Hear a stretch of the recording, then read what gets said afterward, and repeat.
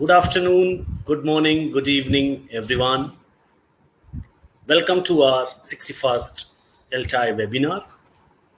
Those who have joined first time for these webinars and those who are joining regularly, for them, I just want to play a video to let you know more about our association. Please watch the video.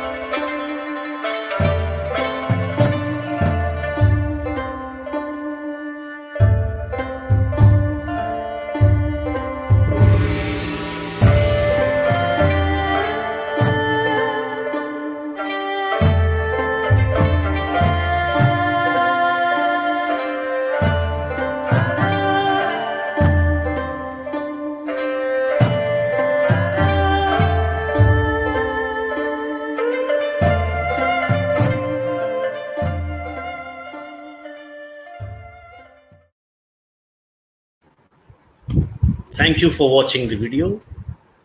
Now I would like to welcome the moderators of the session, Mrs. M. Leena Chandrika, Assistant Professor, 𝐏𝐶𝐬𝐿 Engineering College, and Mr. Indusoodan, Assistant Professor, 𝐏𝐶𝐬𝐿 Engineering College.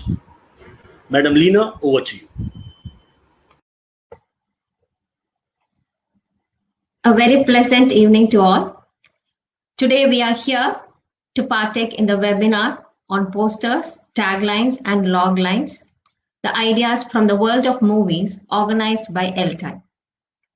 At the outset, I'm honored and privileged to introduce our dynamic resource person of this webinar, Mr. Robert Hill. His achievements and laurels are noteworthy and praiseworthy as well. Mr. Robert Hill is a graduate in English Language and Literature from the University of Oxford. He taught in Spain, Greece, and England before moving to Italy. He taught English for over 20 years at the universities of Verona and Milan and is now an author, editor, and teacher trainer. He speaks at IATEFL, TESOL, and British Council conferences worldwide and is also the coordinator of the IATEFL Literature Special Interest Group.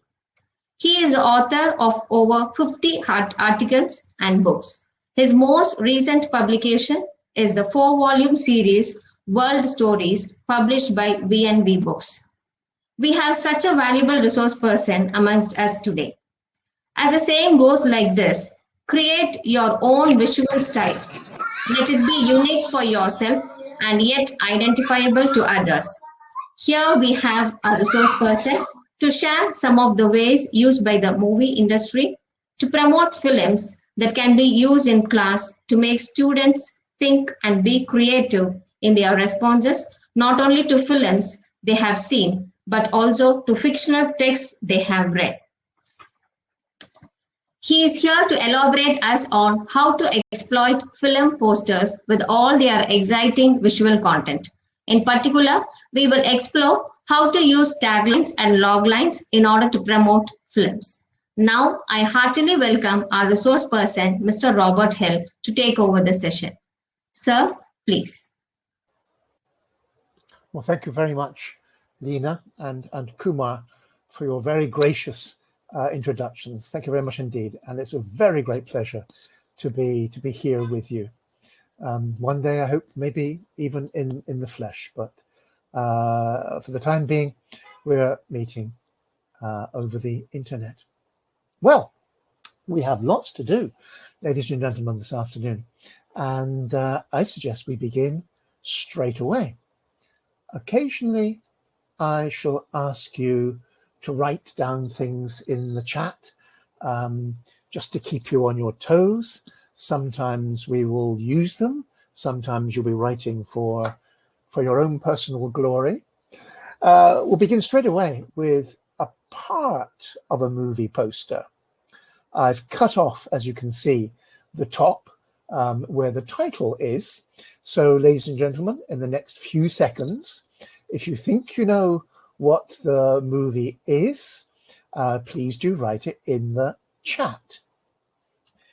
It's based upon those novels of the 1890s, where it became fashionable, it became a trend to write adventure stories about adventurers stumbling across dinosaurs still alive. I'm looking in the chat box and nobody's made a guess. Oh, somebody has made a guess. Somebody has suggested The Lost World by Arthur Conan Doyle, which is a very good guess. It's precisely that genre of, my goodness, we've stumbled across a whole bunch of dinosaurs still alive. And that genre survives still in Jurassic Park. It's not The Lost World, though. It's a story by Jules Verne, Journey to the Center of the Earth. I can see one of you has written. Excuse me if I don't pronounce your names. I wouldn't want to get them wrong. It's from a movie of Journey to the Center of the Earth. And let's make our first little observation by looking at two posters. This is from a film of about 10 years ago. And on the right, you can see a film from the early 1960s, 1960, 61, I believe. Is written in Dutch, in case you're wondering. So a new poster, new style poster, an old style poster. You can see that up until the 1970s, more or less, I would say, up until then, posters were quite crowded. They included lots of episodes, events, details from the film, from the book it was based upon, if we're talking about a film adaptation. Nowadays, film posters are more lean, more uncluttered. It's quite a difference in style. However, let us notice that it's based upon the same story by Jules Verne. So inevitably, you get repeated elements. In the older one, we have the three explorers lowering themselves down. And here we have the three explorers lowering themselves down, being attacked by a dinosaur.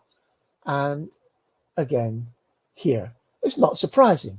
It's based upon the same book.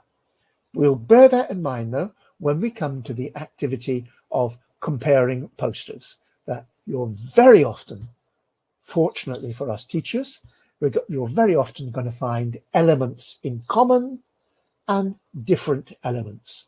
Posters are ideal material for getting students to compare. Ladies and gentlemen, these are posters from the same film versions. So this is one from 10 years ago, and this is the one from the early 1960s. In contrast with here we've got the title, Journey to the Center of the Earth, Journey to the Center of the Earth in Dutch. Here we have some actors' names, here we don't. Here we have some other text as well as the title, as well as the actors. Can you see what it is? Here we have Journey to the Center of the Earth, Journey to the Center of the Earth, the name of the writer. Some of the actors. We have something else. Here we have A Fabulous World Below the World. Here we have, and I can't blame you if you can't see it, Same Planet, Different World. These are called taglines. These are taglines. These are slogans, although in the world of the film poster, we exclusively use the word tagline, designed to whet our appetite, to make us curious, to make us want to see the film. The tagline. Notice that they are short, and notice that they do not need to be linguistically complicated. What have we got here? A fabulous world below the world. We've got a noun phrase. We have the noun, an adjective, and an adverbial phrase. A fabulous world, no complicated vocabulary. Same planet, different world, even more simple. The adjectives same and different, and the nouns planet and world. These are taglines. Now, ladies and gentlemen, the chat box will be busy now because I'm going to test your knowledge of classic taglines. I've numbered them 1, 2, 3, 4, 5, 6. Number 1 is a giveaway. On the left, you can see the film poster, Alien. And here you can't see, but I promise you it says, in space, no one can hear you scream. Ladies and gentlemen, you have 20 seconds. I'm not exaggerating. How many of these, 2, 3, 4, 5, can you write in the chat box?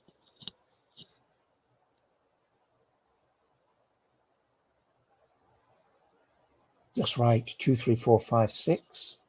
Not all of them, the ones you know.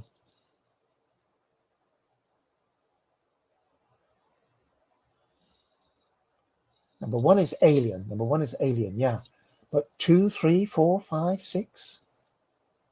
Number 3 says somebody is number 2 says Jaws. Jaws is all, yeah. There's more to it than Jaws. Jaws is not enough. Lord of the Rings, right? Right. Number 4. Number 4 is Lord of the Rings. Foolish of me. I've left the answer there. How stupid of me. 5. 6. Sorry, my fault on the slide. Number 3, one ring to rule them all, is number 4, The Lord of the Rings. I beg your pardon. Well, here you are. Number 1, in space, no one can hear you scream. It's Alien. Just when you thought it was safe to go back in the water is Jaws 2. Yeah, not Jaws, but Jaws 2, the sequel, when you thought it was safe to go back in the water. One ring to rule them all is The Lord of the Rings. A long time ago in a galaxy far, far away, Star Wars. And I've just seen somebody guess the last one. Love means never having to say you're sorry. It's from a big hit in the 1970s called Love Story, a so-called weepy, a tearjerker. Okay, ladies and gentlemen, let's do some linguistic analysis. They are quite different among themselves. The only thing they have in common is, from the point of view of size, is they are short.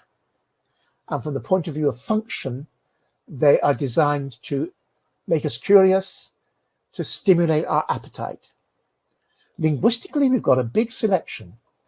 In space, no one can hear you scream. That is a conventional sentence of English. Just when you thought it was safe to go, but well, we've got a subordinate clause when ... We've got an unfinished sentence. We've just got the clause. One ring to rule them all. A verb phrase, a noun phrase. Certainly not a grammatically complete sentence, a noun phrase. A long time ago in a galaxy far, far away. Well, it's incomplete. It's an adverbial phrase. It's a classic formulaic beginning to fairy stories. A long time ago is. In a galaxy far, far away is not the stuff of fairy stories. And here we've got something, love means never having to say you're sorry, which is a complete sentence. And it's kind of an axiom, kind of proverbial, isn't it? So there's big variety there, but they're all short and they're designed to be exciting, and they can be simple. They can be very, very simple. You won't find things like the third conditional, oh my God, or modal verbs, advanced modal verbs. No, they're quite simple, and the vocabulary can be quite simple. Look how effective this one is. It's one of a Netflix program for one of those versions of the Sherlock Holmes story, up to date. Not the Benedict Cumberbatch Sherlock, but the one set in New York, and it's called Elementary. And if you look at the tagline, what could be simpler is here. New Holmes, New Watson, New York. I mean, it's words we know. It's words we know. Very, very inventive, very, very simple. And as you can see, I'm leading you towards suggesting that getting your students to write taglines for films they have seen, for books they have read. Forget films. You're challenging their intelligence. They're challenging their imagination. But it should be grammatically within reach.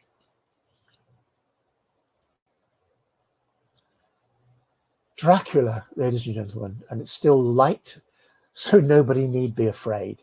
We're going to look at 2 different film posters of Dracula. You can write in the chat if you like. I'm not going to give you very long. My aim here is just to make you think before I show you the posters.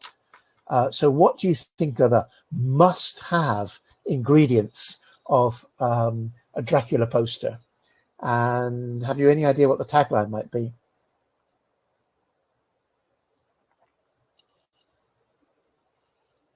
You don't need to write in the chat. This is just so that you bring your expectations to what I'm going to show you.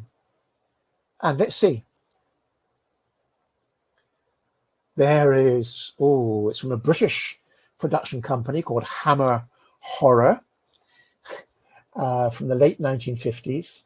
Look at the tagline: the terrifying lover who died yet lived.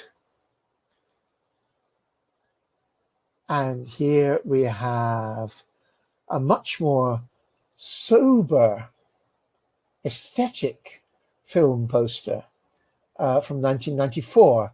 It's Francis Ford Coppola's version of Dracula. One old, one new. Like I showed you with Journey to the Center of the Earth, they are different in style, old posters, new posters, but there are similarities. Ladies and gentlemen, I'll put them side by side. Can you find 3 similarities and 3 differences?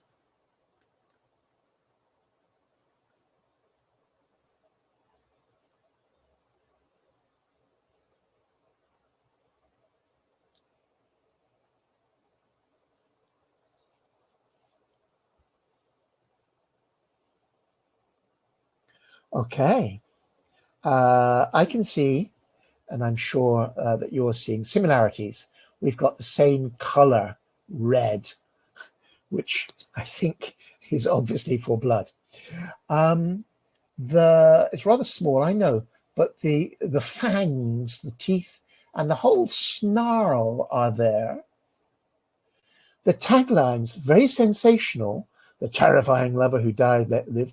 Love never dies. And yet, both the taglines are about love, death, and immortality.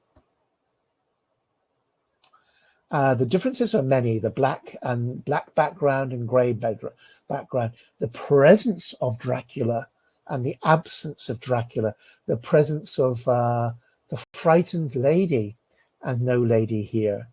But the similarities are there. The colour. The teeth, the fangs, the taglines. Notice in passing that the shorter the tagline, and three words, you can't get much shorter than that. The shorter the tagline, the more it can apply to more stories, more books, more films. Love Never Dies. If I told you that was a tagline for Wuthering Heights, you would believe me. Love story, Romeo and Juliet. Whereas the terrifying lover who died yet lived closes down the options, doesn't it? Okay, ladies and gentlemen, I'll rush on because time is going fast. You can see that comparing posters and saying find 2 differences and 2 similarities, find 3 differences and 3 similarities is a very fertile activity. There's lots to say. I mean, here with Treasure Island, you can see the parrot is in common. The ship is there. There it's in the background, here it's in the far background. He has a weapon, but it's a different weapon, a sword and a pistol. He looks, well, in English we would say rascally. He looks a villain, but maybe quite amusing. Here he looks a villain. And when you compare two posters, the language that's coming out, well, comparison is ideal for eliciting language. And when asking their preferences, well, their interpretation comes in. Now, there is a temptation that students will just prefer what is more modern, and we will look at that issue later. But when you've got a couple here of actors representing Long John Silver, you can ask the students to find adjectives. I mean, this guy is mean, is sinister, this Long John Silver is not. You can send them back to the book, whatever, if they're reading a book of the film, and to find where the character is described and to see which actor best fits the description in the novel. That doesn't mean to say that the film is better, by the way. You know, each generation has a different idea of what Dracula looks like, of what Hamlet looks like. They change from generation to generation. Okay. Shakespeare. I've just said Hamlet. Let's go on to Hamlet. Now, I'm going to choose Romeo and Juliet. And I'm going to show you, I've chosen Romeo and Juliet because I think we all know it. And I'm going to show you 6 film posters of Romeo and Juliet. Now, an obvious question is to ask you which poster you like the best.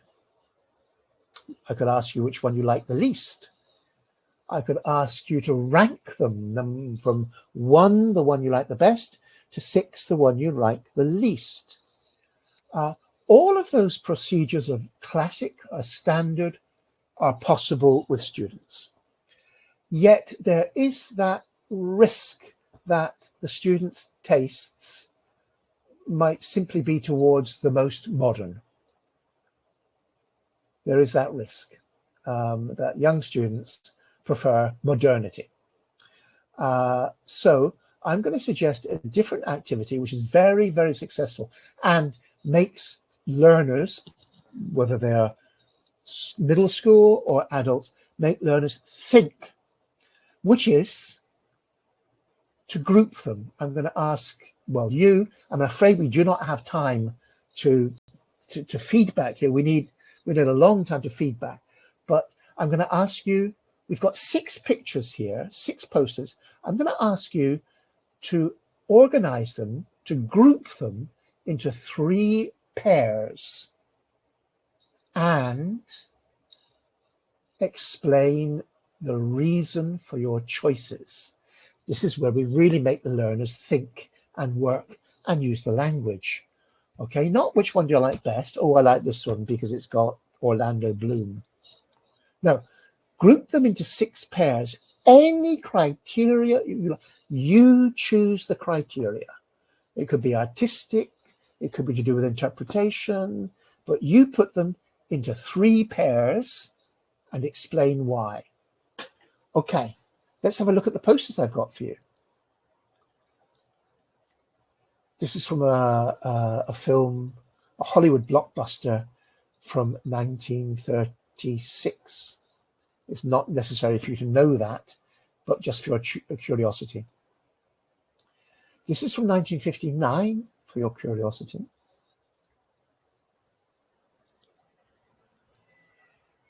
Somebody has suggested trying to guess the timeline.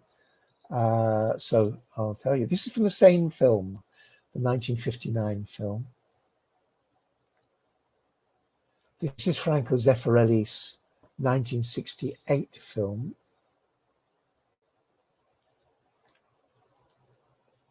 This is from Baz Luhrmann's celebrated 1996 film. It's 24 years old now, 25 years old, but it still seems fresh as a daisy.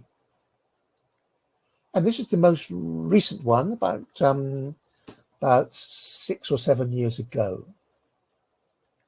Now, I think let's agree that we shall call them 1, 2, 3, 4, 5, 6. Okay, all you have to do, ladies and gentlemen, is in your minds or in the chat if you have time, you can just write down 1 plus 3 or 4 plus or 4 and 6. Just put them into pairs for any reason you like. And of course, in class, then I would ask you to orally explain the reasons for your pairing. course, I'm a teacher. I want you to speak, but I want you to have something to speak about. And as soon as you start comparing, you have something to speak about. Okay, so what kind of pairs? 2 and 4, somebody's put 2 and 3.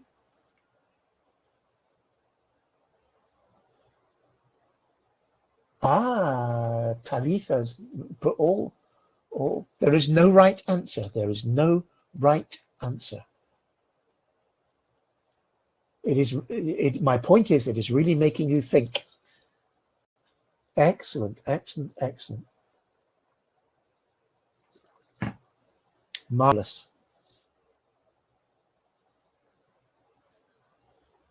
Okay, there is no correct answer. The answer is in the speaking. That is my objective, to give you something to speak about. You could reply simply artistically, to do with the colors, with the positions of the characters, or your reply could be to do with the way that the film posters interpret Shakespeare's text. I'll tell you what I think, but this is not the correct answer. It's just what I think. I would put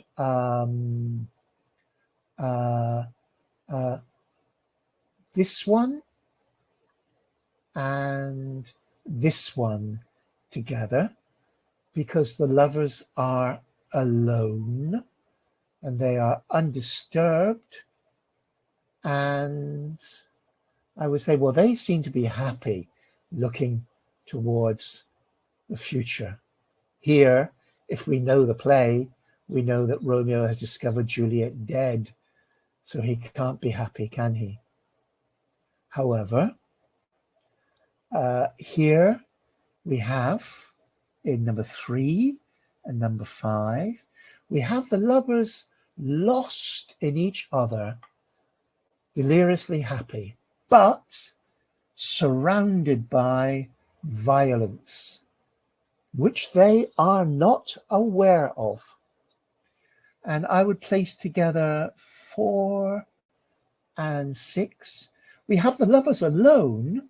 There are no signs of obvious violence or threat or menace around them, but they are worried, aren't they? They are upset. There is something disturbing them. They realize that their love is under threat. But you could group them in any other ways that you could justify. It's not good enough just to say, oh, because I think so. No, it's giving them something to talk about, and hopefully they will be talking about it. I mean, they could do it simply as pictures. If they read the play, better still, because you can make observations about the themes of the play.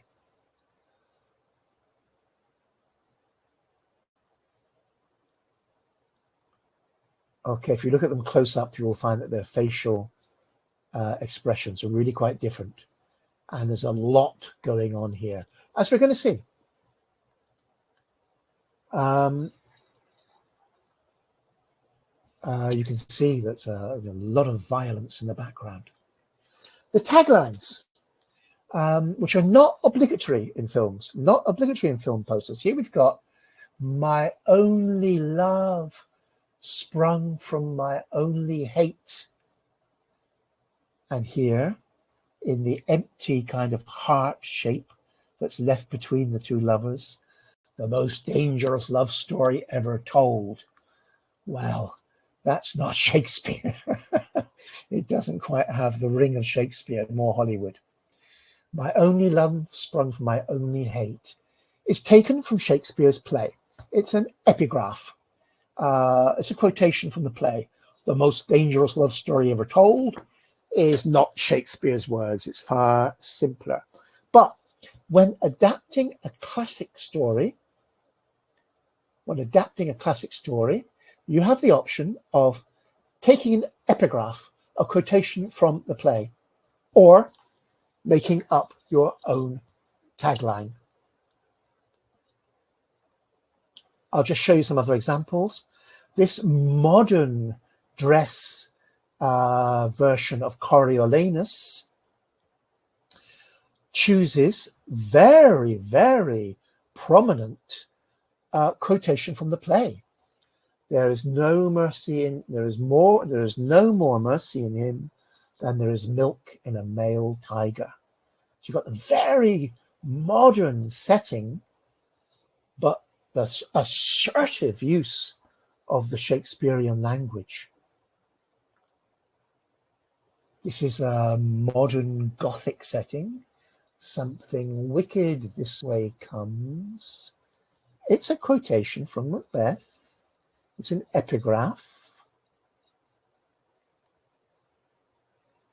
Here we've got Othello reset in an American high school. He's on the basketball team. He's black. He's a victim of racial prejudice, the white Iago. Here we've got rather lazy kind of tagline. It's like Google search words: trust, seduction, betrayal. Very simple. But this is much more imaginative. Everything comes full circle because it picks up the visuality there. So, yeah, Iago teaches Othello to hate, but eventually revenge is taken upon Iago in the form of justice. And here is a fun parody of Romeo and Juliet, Romeo and Juliet, an epic tale on a tiny scale. A little bit of rhyme there. There's a lot of room to be inventive with inventing taglines. I'll move on. Okay. Now, when I talked about the Romeo and Juliet posters and the Journey to the Center of the Earth posters, I said that there's the risk that students will just prefer the most recent, who is the most trendy actor at the moment. And that's a risk when you've got posters from different versions of the same film. However, nowadays, it's very common for production companies to release multiple posters of the same film. So for release in different countries, or different teasers, they're called, in the months leading up to the release, or even a different poster for the walls of a cinema and the DVD cover. Anyway, it's easy. To find film posters on the internet, you just put the name of the film and the word poster, and you get lots. So here, it is legitimate to prefer because it's going to be the same actors. So if you have seen the film Bend It Like Beckham, you can choose which poster you think best represents the film. If you haven't seen the film, and I'm telling you no more about it, choose the poster which intrigues you most. The poster which does its business, which is makes you want to see the movie. Here we have one.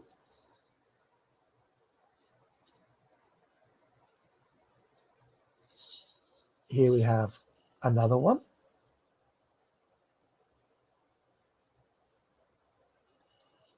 Here we have another one. And here are all three together. Let's call them 1, 2, and 3. Okay, for whatever reasons, and of course, bearing in mind that in class, I would ask you to explain your reasons, but just out of curiosity, which one do you prefer? Either because you've seen the film and you think it represents the theme of the film, or because you haven't seen the film, but you intrigues you. 1, 2, or 3. I'm seeing 1 voted for. Well, that's quite democratic, but maybe 1 is in the majority at the moment.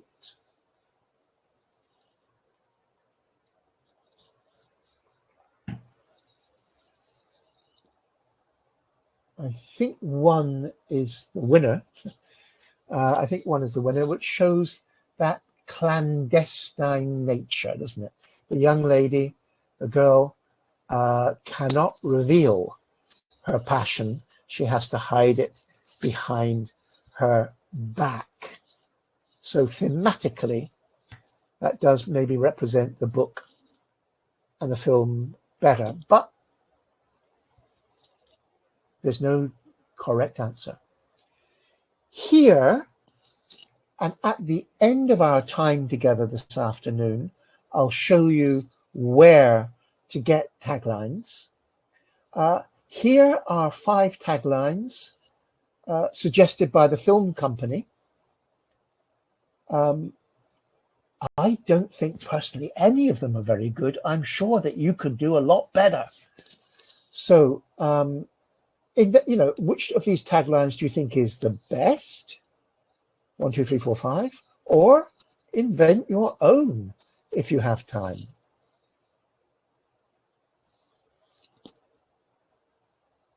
The reason for changing posters are to give a point of comparison between them, and when students compare, they need to use a lot of interesting language.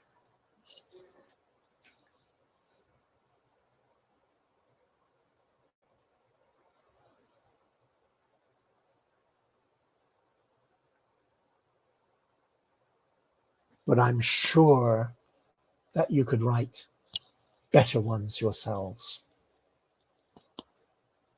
Okay, onwards. Yeah, so far we looked at taglines and looked at posters. You don't have to ask students to invent a tagline.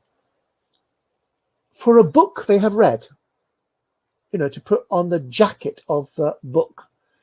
It doesn't have to be connected to a film, a tagline. Okay.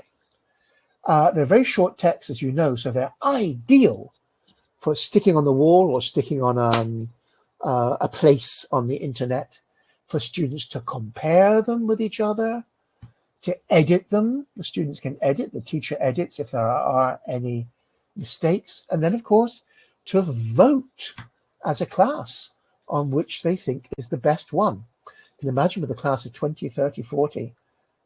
And they're easy to compare because they're never more than 1 sentence long, and they're going to be easy. Okay. Here's a book. The book was called Bob, No Ordinary Cat.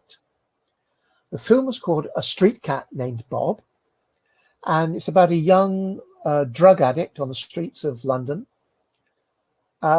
who, thanks to the love of affection of this cat, which adopts him, which he adopts. Anyway, there is a process by which he is cured by having the companionship of this cat who finds him. It's a feel-good film, as you can see. Ladies and gentlemen, this is the tagline. Oh, here's a poster for Christmas release. Sometimes it takes 9 lives to save 1. A pun on the common proverb that a cat has 9 lives. And then we've got this, the true feel-good story of how James Bowen, a busker and recovering drug addict, had his life transformed when he met a stray ginger cat. A busker is somebody who plays an instrument and sings in the street for money. This is not a tagline. It's far too long. It tells us information. This doesn't really tell us information. This is not a tagline. This is called and it's in the title of my talk, this is a logline. Now, what is a logline? Well, loglines are the sentence that people with an idea for a film will write to sell the idea to film producers. Film producers are too busy to read pages and pages of ideas. They want to meet somebody at a cocktail party or a lift who can captivate captivate their attention with one sentence. That's got to be intriguing. Ladies and gentlemen, I tested you with taglines. Here I'm testing you with loglines. Now, the theme of revenge is very popular in the movies. Here are 4 loglines. What movies do you think they come from? What movies do you think they are about? A sailor is wrongfully imprisoned for treason and escapes with plans to avenge those who accused him.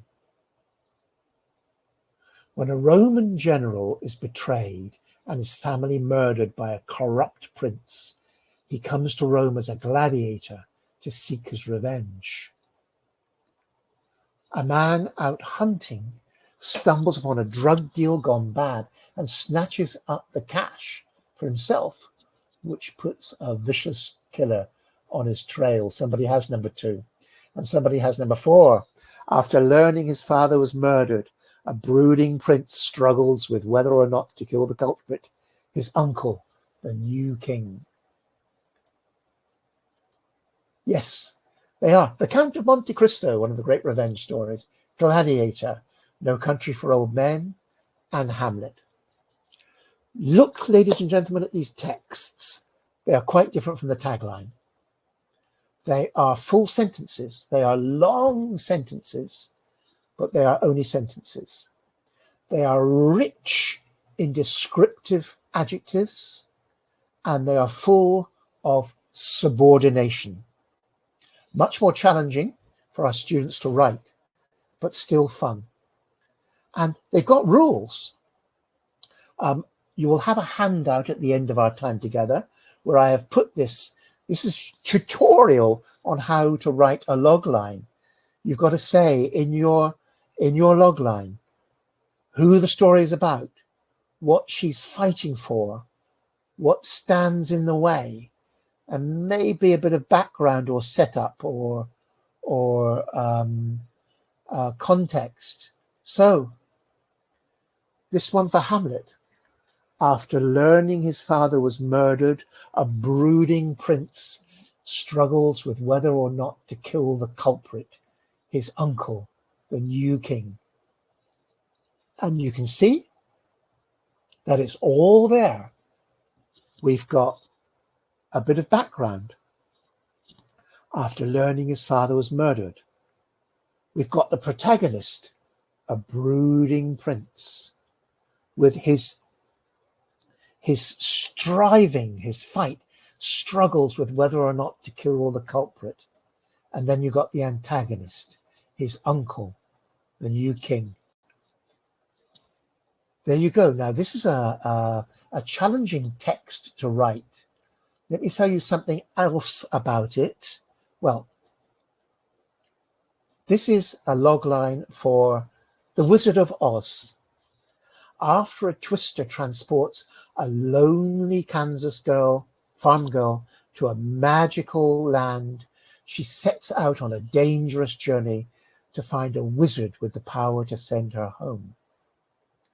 Notice the adjectives. Now, it could continue. After killing a wicked witch, she returns to her farm in Kansas, happily observing that there is no place like home. But we must resist the temptation, because this will give the story away. And we'll say, okay, well, yeah, hey, I don't need to read that book, see that film now. Okay, what we write has got to be the beginning and a bit of the middle. It's got to make us wonder how it's going to continue. So really, it's a demanding text. Just Kumar, just 3 more minutes and I'll finish. Back to Jaws, not Jaws 2, but Jaws number 1. She was the first. Who will be the next? So the tagline, she was the first, who will be the next?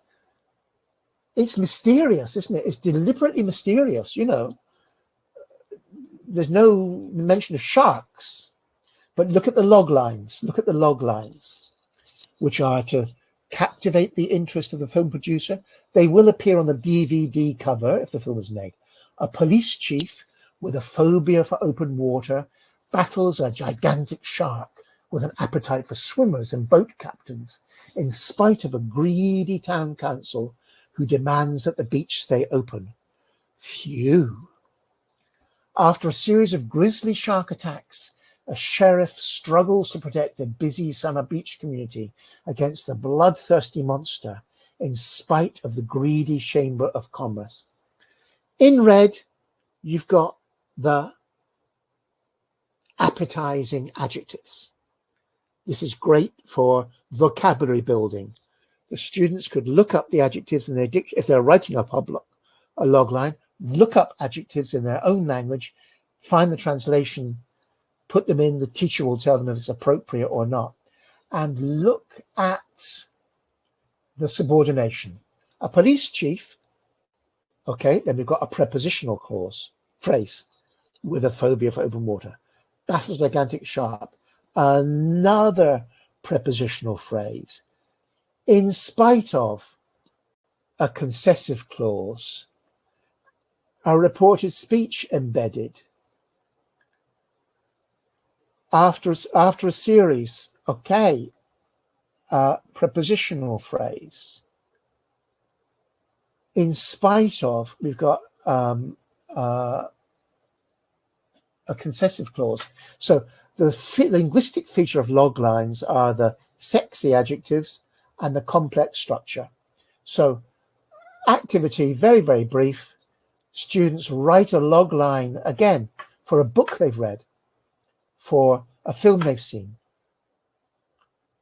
Compare it, edit it, vote it.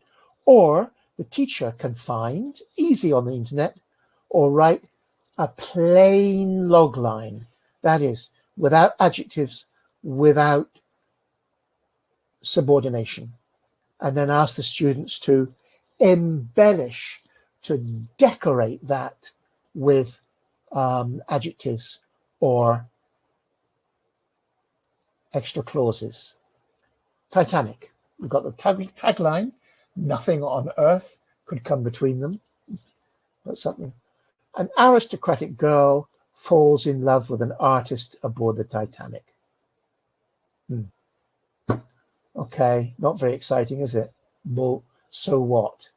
Ladies and gentlemen, you have 30 seconds before I finish to suggest adjectives in spaces 1, 2, 3, and a whole clause in space number 4.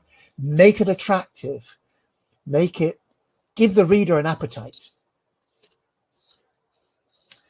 Okay, 30 seconds before I hand back to Leena,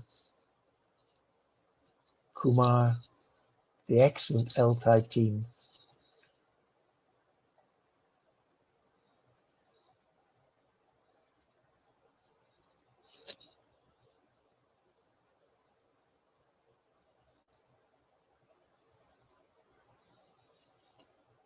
I mean, for lower learners, a young or a beautiful.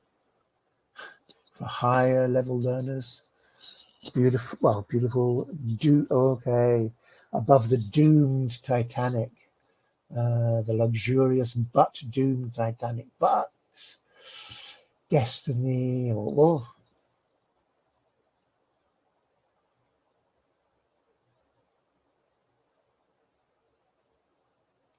and I can see you're coming up with lots and lots and lots of ideas. Okay, I shall hand back to the ELTAI team now, thanking them for giving me this space to speak to you all, and I'll be ready to field any questions and answers. Questions certainly, answers I'll do my best.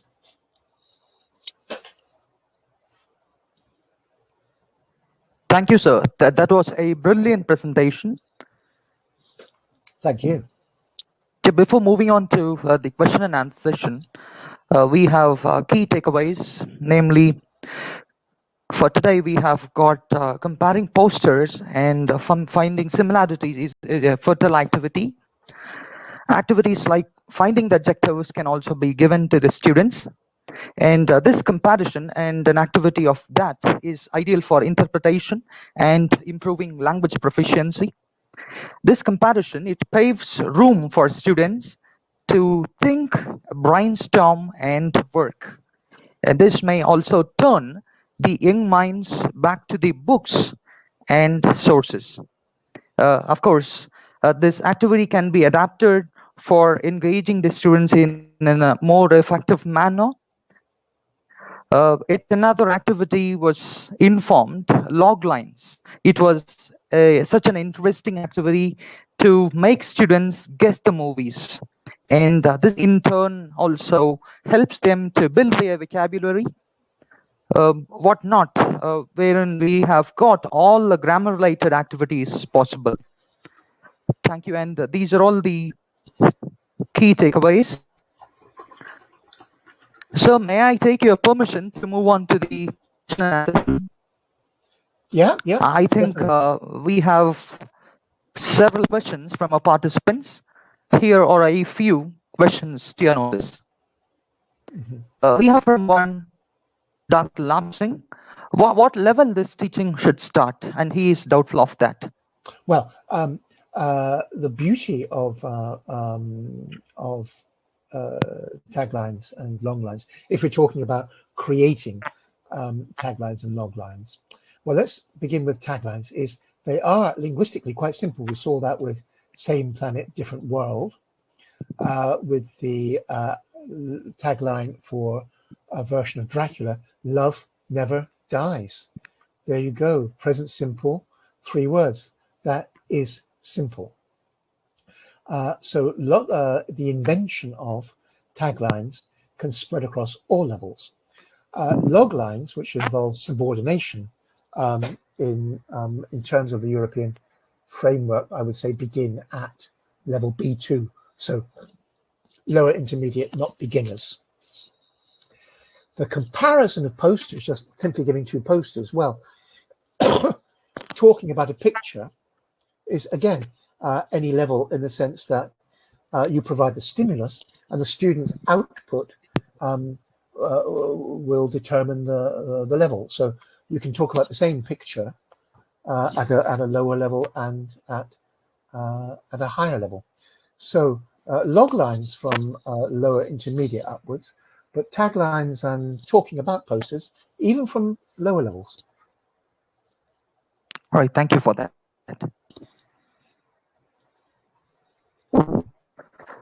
We have another question. Is it necessary to follow grammar rules in taglines? Now, yes. Will we see grammar rules being broken? Well,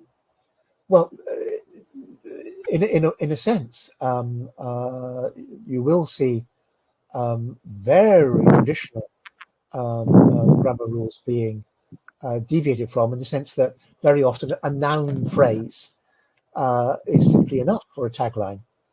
A noun phrase is simply enough. Same Planet, Different World, 2 noun phrases. But we are used to different genres having different grammatical conventions. So in the world of advertising, slogans, and taglines, it is normal to not produce the kind of well-formed sentence that you would in a job application. So the snappiness, the buzz of the genre is perfectly fine. That said, I would not allow to go uncorrected a tagline like "Love Never Die" instead of "Love Never Dies." So if you're thinking of the teacher or other students as editors, then there is absolutely no need to change "Same Planet, Different World" into "This is the same planet, but it is a different world," which would be a worse tagline.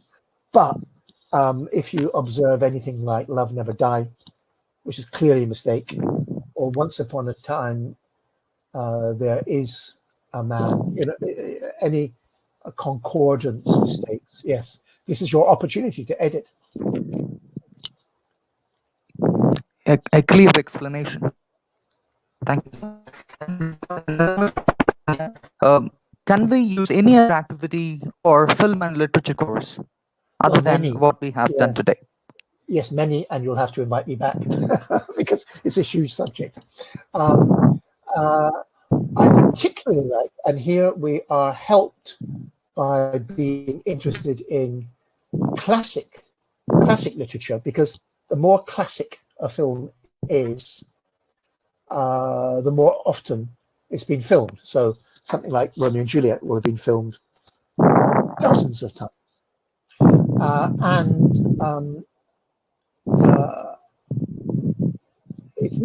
It seems easy to compare films with literature, with novels. Not always so obvious, but one thing that I think is always pretty much a good idea is to compare the novel with the film, or better still, the novel with 2 films or even 3 films.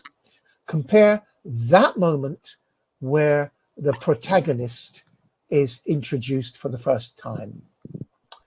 That moment is a good moment to compare. Now, the comparison will be quite simple. There isn't, what is here, what is not here. What is faithful to the book is not, students inevitably say that, what is faithful to the book, but what is in the book doesn't necessarily make a good piece of filming. So just for comparison, compare the first entrance of the main character.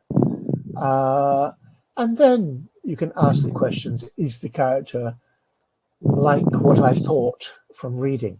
Because when we read a book, we always film it in our heads, inevitably. And when people see a film of the book, they always say, that was or wasn't like I thought it was going to be. The first filmmaker is always inside our head. But yeah, compare the first entrance of the main character or characters, or very, very, very key moments like the balcony scene in Romeo and Juliet, or the to be or not to be speech in Hamlet. Glad to hear.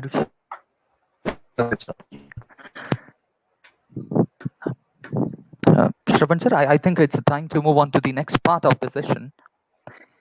Please propose the vote dear of thanks. Participants, dear participants, thank you, sir. I go ahead. I think to be here rendering my sincere thanks to the ELTAI organization. I would like to thank our resource person for leaving indelible prints in our minds and making this day a success story. My hearty and special thanks to the host today for connecting us in this virtual platform.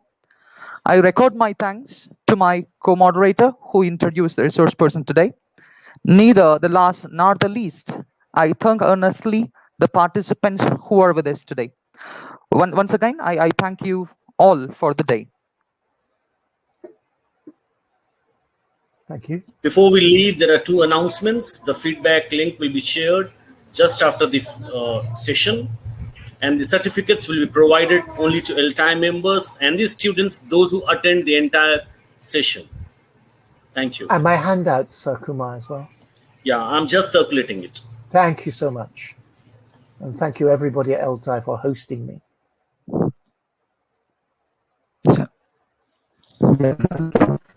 Handouts have been shared. You all can download.